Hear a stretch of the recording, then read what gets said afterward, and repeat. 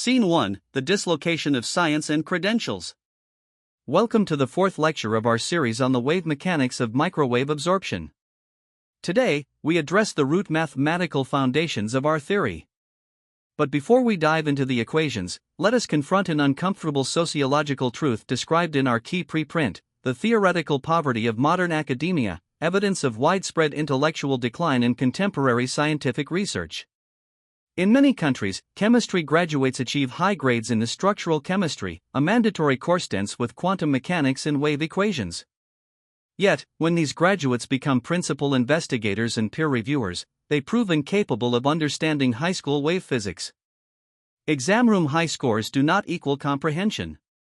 Modern scientific credentialism has trained an elite class of consensus seekers who can memorize equations to pass a test, but fail to comprehend their physical and logical synthesis when applied to real boundary value devices. Let us reclaim the classical mathematical language that modern academia has lost. Scene 2, The Summation Engine, the Geometric Series. To deduce how waves behave inside a bounded film of thickness d, we must solve the superposition of infinite back-and-forth internal reflections. This entire device physical behavior rests upon the humble high school geometric series. Let Sn represent the sum of n beams, with a common ratio q reflecting propagation delay and amplitude attenuation.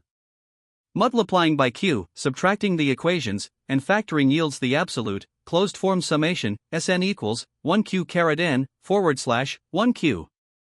For a wave returning from a rear boundary, q is represented by the phase delay and attenuation term, Rme caret, -2j / gamma _ d. Because mainstream materials scientists bypassed this explicit multi-beam vector progression, they failed to recognize that the reflection of a film is a collective device property governed by this closed-form geometric series. By skipping high school algebra, they confused film device reflection with individual interface characteristics for half a century. Scene 3, The Bridge of Dynamics, Euler's Formula and Taylor Expansions. How do we bridge static geometry with dynamic, propagating field vectors? We used the most elegant equation in mathematical history, Euler's formula. E caret j, theta, equals cos, theta, plus sin, theta. We proved this rigorously by expanding E caret, jx, into its infinite Taylor series at x equals 0. By calculating the derivative of E caret, jx, and evaluating at each order, we find the coefficients. Because the imaginary unit j satisfies j squared equals -1, j cubed equals j, and j to the power of 4 equals 1, the series naturally splits. Collecting the real, even-powered terms yields the exact Taylor series of cos x. Collecting the imaginary, odd-powered terms yields the Taylor series of sin x.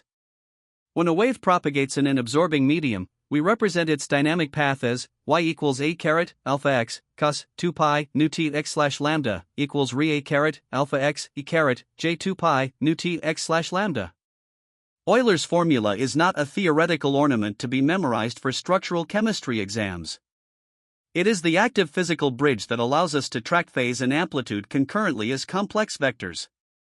Neglecting the imaginary phase term is what led modern materials journals to publish erroneous impedance matching proofs. Scene 4, Boundary Continuity Sensing the Truth. Let us apply these classical mathematical tools to solve the boundary nodes x1 and x2 of a film device. At each interface, classical electrodynamics demands the continuous conservation of total voltage and total current.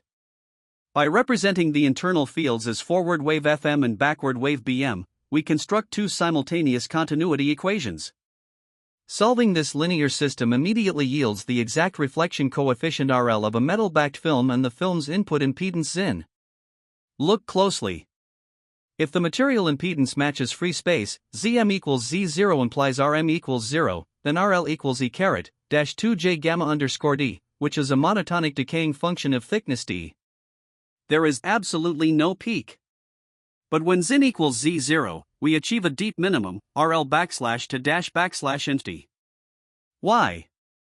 Because pointing back to our geometric series, the direct interfacial reflection wave is perfectly out of phase by exactly pi with the multi-beam waves returning from the rear boundaries, cancelling each other out in the open space.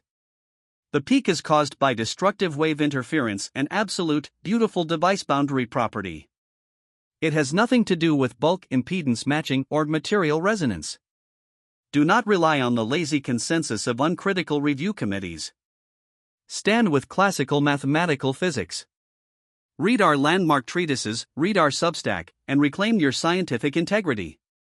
Thank you for watching.